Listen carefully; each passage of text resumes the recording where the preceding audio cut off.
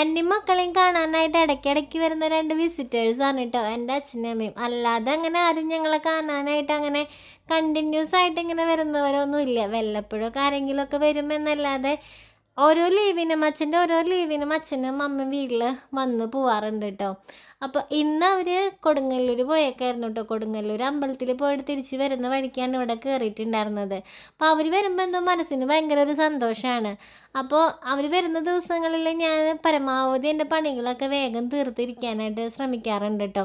എൻ്റെ അമ്മയെ സംബന്ധിച്ചിട്ടേ അമ്മയ്ക്ക് ഏറ്റവും ഇമ്പോർട്ടൻ്റ് ആയിട്ടുള്ള കാര്യം എന്ന് പറയുന്നത് അമ്മയുടെ അടുത്ത് കുറേ സംസാരിക്കുക, അമ്മയുടെ അടുത്ത് ഇരിക്കുക. അതാണ് ആൾക്ക് ഏറ്റവും വലിയ ഇമ്പോർട്ടൻ്റ് ആയിട്ടുള്ള കാര്യം.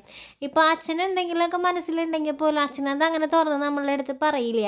പക്ഷെ അമ്മ അങ്ങനെയല്ല കേട്ടോ. അമ്മയ്ക്ക് എന്ത് തോന്നണോ അത് അമ്മ നമ്മളുടെ അടുത്ത് പറയും. ഇപ്പോൾ അമ്മ വന്നിരിക്കുന്ന സമയത്ത് ഞാൻ എന്തെങ്കിലും ജോലി ചെയ്തുകൊണ്ടിരിക്കുകയാണെങ്കിൽ അമ്മ പറയും, കണ്ടോ അവൾക്കൊന്നും വർത്താനം പറയാൻ നേരമില്ല എന്നൊക്കെ പറഞ്ഞ് ചിലപ്പോൾ അമ്മ പരിഭവം പരാതിയൊക്കെ പറയട്ടോ.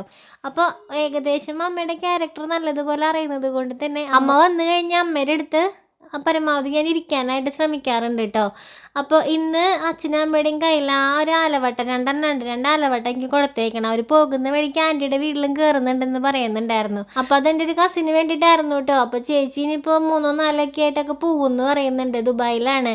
അപ്പോൾ അവിടേക്ക് കൊണ്ടുപോകാൻ വേണ്ടിയിട്ടായിരുന്നു. അപ്പോൾ കൊടുങ്ങല്ലൂരിൽ നിന്ന് കൊണ്ടുവന്ന വഴിപാടിൻ്റെ പ്രസാദമൊക്കെ എടുത്ത് കുറിയൊക്കെ തൊട്ട് കണ്ണൻ അല്ലെങ്കിൽ തന്നെ കുറിയൊക്കെ തൊട്ടാണ് ഇരിക്കുന്നത്. ഇപ്പോൾ മുഖത്ത് പുണ്യംപുരിയായി കേട്ടോ. ശരിക്കും മുഖത്ത് നിറച്ച് കുറിയായി. പിന്നെ കൊടുങ്ങല്ലൂരത്തെ പ്രസാദം എന്ന് പറയുന്നതേ വെറുതെ ഇങ്ങനെ കുറച്ച് മലരൊക്കെ ആയിരിക്കും. അതങ്ങനെ കണ്ണന് കൊടുക്കാൻ പറ്റില്ല. അതുപോലെ നമ്മളുടെ ഗണപതി ഹോമത്തിൻ്റെയൊക്കെ കിട്ടുന്ന ഇങ്ങനെ വിളയിച്ചവിൽ അതൊന്നും അങ്ങനെ കൊടുക്കാൻ പറ്റില്ല. ആകെ കണ്ണന് പ്രസാദമായിട്ട് കൊടുക്കാൻ പറ്റുന്നത് വല്ല പഴം അങ്ങനെയൊക്കെ ഉണ്ടെങ്കിൽ അത് ഞാൻ കൊടുക്കും. പിന്നെ അല്ലെങ്കിൽ പായസമൊക്കെ ആണെങ്കിലേ കൊടുക്കാൻ പറ്റുള്ളൂ.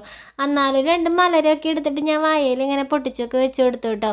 അപ്പം അമ്മയ്ക്ക് കാപ്പി ഉണ്ടാക്കിയപ്പോൾ നമ്മുടെ കാർന്നോർക്കും കാപ്പി വേണം. അമ്മാമ്മനെ നോക്കി നുണയും നോക്കി ഉണ്ടായിരുന്നു. കാർന്നോർക്ക് ചില സമയത്ത് അങ്ങനെയൊക്കെയാണ് കേട്ടോ. കാപ്പിയും ചായയൊക്കെ ഭയങ്കര ഇഷ്ടമാണ്. നേരെ ചൂടോട് കൂടെ വേണം കേട്ടോ കണ്ണന് കൊടുക്കാനായിട്ട്. തണുത്തിട്ടൊക്കെ ഉണ്ടെങ്കിൽ എൻ്റെ മുഖത്തേക്ക് എപ്പോൾ തുപ്പിയെന്ന് ചോദിച്ചാൽ മതി കേട്ടോ. പിന്നെ അച്ഛനും അമ്മയും അപ്പം തന്നെ ഇറങ്ങാണ്. ഞാൻ ആലവട്ടമൊക്കെ കവറിലാക്കിയൊക്കെ കൊടുത്തു. അവരങ്ങനെ ഭക്ഷണം കഴിക്കാനൊന്നും നിൽക്കാറില്ല. ഒക്കെ വീട്ടിൽ റെഡിയാക്കിയൊക്കെ വെച്ചിട്ടാണ് കേട്ടോ ഇങ്ങോട്ട് വരാറുള്ളത്. അപ്പോൾ ഈ ഒരു ഷർട്ടും മുണ്ടും ഓണത്തിന് ഞാൻ അച്ഛന് എടുത്തു കൊടുത്തതായിരുന്നു കേട്ടോ. അപ്പോൾ അച്ഛൻ പറയായിരുന്നു നല്ല മുണ്ടാന്ന് പറയായിരുന്നു കേട്ടോ.